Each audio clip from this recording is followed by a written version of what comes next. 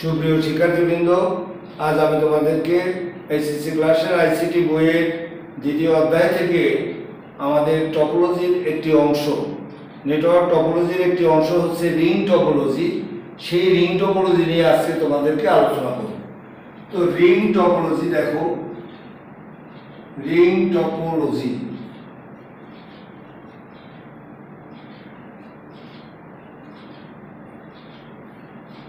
দেখো, ring topology মূলত কাকে বলে?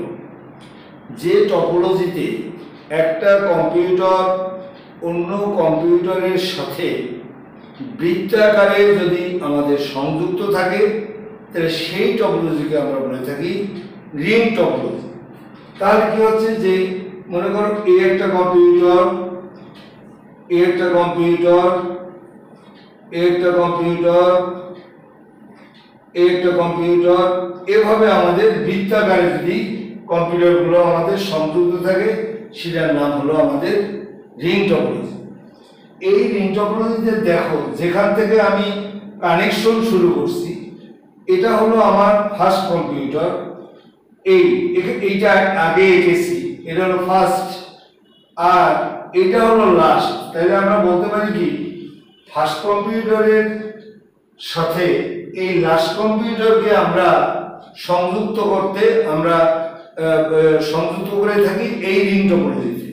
প্রথম কম্পিউটার এবং শেষ কম্পিউটার, এই দুই কম্পিউটার একে অপরের সাথে আমাদের যুক্ত থাকে আমাদের এই রিং টপোলজিতে। তো এই রিং টপোলজিতে কিন্তু কোনো কেন্দ্রীয় কম্পিউটার থাকে না। কেন্দ্রীয় কম্পিউটার বলতে যে কম্পিউটারের ভিতরে সকল তথ্য আমাদের সংরক্ষিত থাকে, বা সার্ভারও বলতে পারি, এই রিং টপোলজিতে সেটা আমাদের থাকে না। কোনো একটা এই রিং টপোলজিতে ডেটাগুলো যদি কোনো একটা কম্পিউটার থেকে আমরা ডেটা পাঠাই, কারো উদ্দেশ্যে ডেটা পাঠাই, তাহলে যার উদ্দেশ্যে আমি ডেটাটা পাঠাবো তার নাম হলো টার্গেট কম্পিউটার। এই যে টার্গেট কম্পিউটার, আমাদের এগুলো সবই হচ্ছে আমাদের কম্পিউটার। এটাও কম্পিউটার। তাহলে আমাদের এই যে আমরা এইভাবে যদি আমরা কোনো একটা কম্পিউটার থেকে ডেটা কারো কাছে পাঠাই, তো এই পাঠালে পরে ডেটাগুলো কোন দিকে ঘুরবে? ঘড়ির কাঁটা আমাদের যেদিকে ঘোরে, ডেটাগুলো মূলত সেই দিকে ঘুরবে। রিং টপোলজিতে ডেটা যখন কারো উদ্দেশ্যে ডেটা পাঠানো হয়, যার উদ্দেশ্যে ডেটা পাঠানো হয় তাকে বলা হয় টার্গেট কম্পিউটার বা টার্গেট। তো এই ডেটাটা এরকম বৃত্তাকারে আমাদের ঘুরতে থাকে। এখানে তো 4টা কম্পিউটার দেখানো হয়েছে, এবং অসংখ্য কম্পিউটার থাকে এই টপোলজিতে। তো কোনো কম্পিউটারের উদ্দেশ্যে যখন এখান থেকে কোনো ডেটা পাঠানো হয়, তখন সেই ডেটাটা এরকম প্রত্যেকটা কম্পিউটার এরকম আমাদের ঘুরতে থাকে। যে পর্যন্ত সে টার্গেট কম্পিউটারকে না পায়, সে পর্যন্ত তার কার্যক্রম আবার চলতেই থাকে। যখন টার্গেটকে সে পেয়ে যায়, তখন তার কার্য মূলত থেমে যায়। তো এই রিং টপোলজি, এটা উচ্চ ক্ষমতা সম্পন্ন নেটওয়ার্ক তৈরি করার জন্য আমাদের এই রিং টপোলজি মূলত ব্যবহার করা হয়। রিং টপোলজিতে এই যে কম্পিউটারগুলো একের পর এক ঘড়ির কাঁটার দিকে ডেটা যাচ্ছে, এভাবে যুক্ত আছে, কোনো একটা কম্পিউটারে যদি সমস্যা দেখা দেয়, তাহলে দেখা যায় যে সম্পূর্ণ নেটওয়ার্ক একদম অচল হয়ে যায়।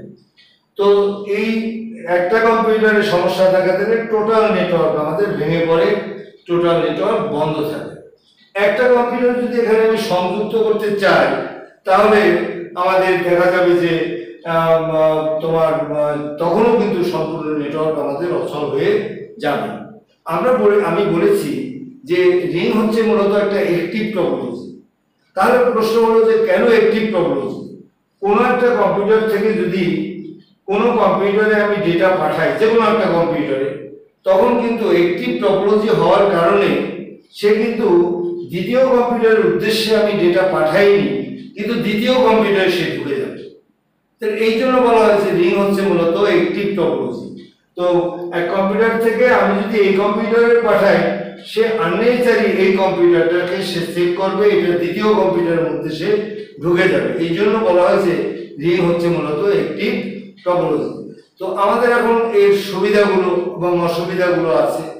তো রিং টপোলজি মূলত সুবিধাটা হলো যে রিং টপোলজিতে এই ডেটাগুলো আমাদের দ্রুত গতিতে এক কম্পিউটার থেকে অন্য কম্পিউটারে আমাদের যেতে পারে এবং আমাদের কম্পিউটারের গতি যেহেতু আমাদের দ্রুত গতিতে হয়, কোনো কেন্দ্রীয় কম্পিউটারেতে আমাদের প্রয়োজন হয় না। এতে সব কম্পিউটারগুলো একে অপরের সাথে আমাদের যুক্ত থাকে। তো যুক্ত থাকে বলে আমাদের ডেটাগুলো পাঠাতে আমাদের সুবিধা হয়, যে একের পর এক আমাদের ঘুরতে থাকে।